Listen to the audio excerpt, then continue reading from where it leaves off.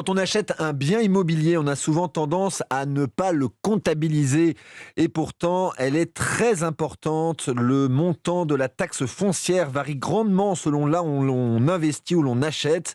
De fortes disparités entre Nîmes, où elle est très chère, et Paris, où elle est assez faible, par exemple. C'est ce que révèle une étude de Meilleur Taux, Aurélien Fleureau.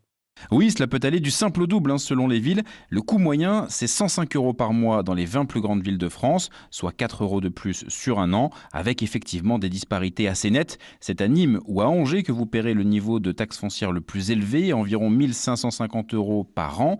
Et puis en fonction du prix de l'immobilier et du montant de votre investissement, eh bien cela peut ajouter l'équivalent d'une à deux mensualités par an, comme c'est le cas par exemple au Havre ou à Saint-Étienne.